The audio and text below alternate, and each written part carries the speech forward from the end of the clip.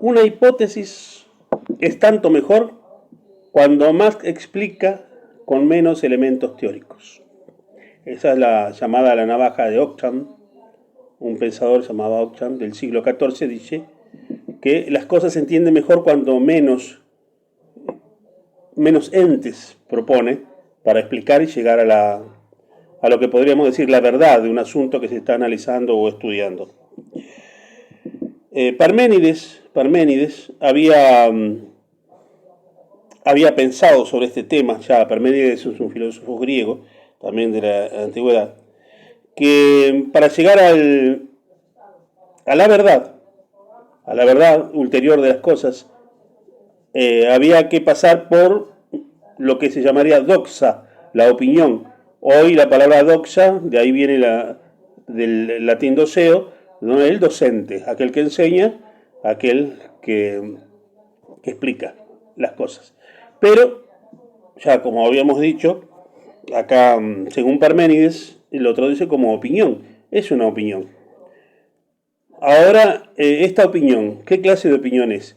Por ejemplo, si usted es un estudiante de la universidad, si usted atravesó la universidad, habrá visto que tiene que pasar por miles de módulos con diferentes lenguajes, que cada teórico le pone un nombre, y casi siempre en griego, casi siempre en latín, que de repente un concepto es llamado X concepto, y el otro crítico o el otro que postula una teoría, una hipótesis, le pone otro nombre, y luego otro nombre, y luego otro nombre.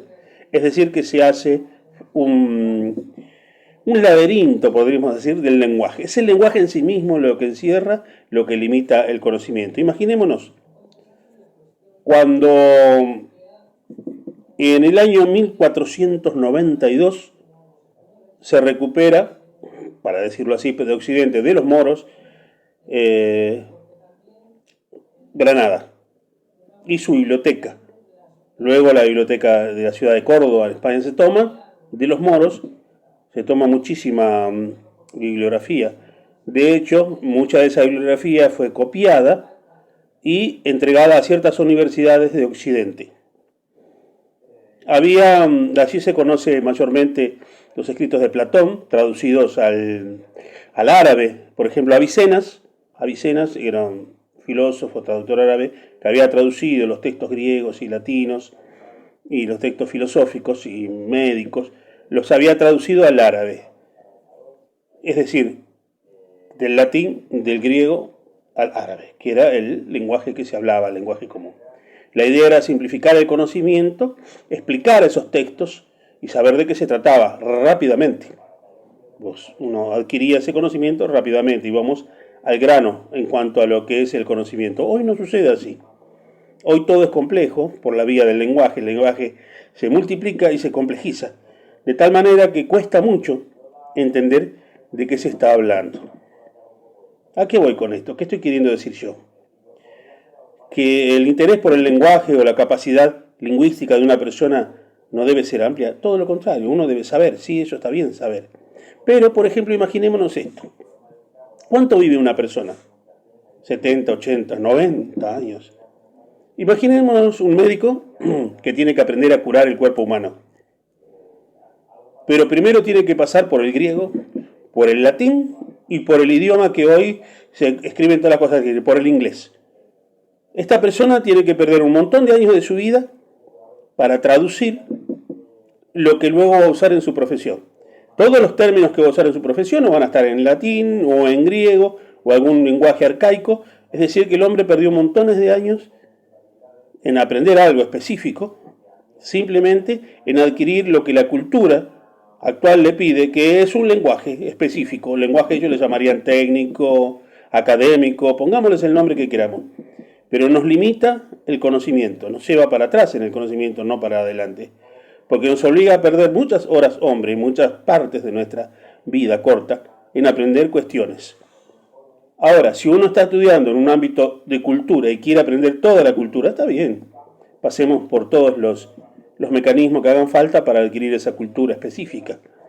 Pero si usted está estudiando algo de ingeniería, medicina, como habíamos dicho, o algo práctico, elemental, donde se trata de un objeto de estudio, el cuerpo humano en este caso, ¿Por qué tiene que pasar por una serie de cuestiones lingüísticas, que lo que van a hacer es retrasarlo? No solo lo van a retrasar, sino que van a complejizar. ¿Qué va a complejizar? La materia que usted esté estudiando. Se le va a hacer más compleja, la tiene que hablar en otro lenguaje, en otro idioma, en otra cosa, y explicársela a alguien que tiene un dolor de cabeza, le dice, ay doctor, me duele la cabeza. No, cefalea. Y la persona lo mira, cefale, cabeza.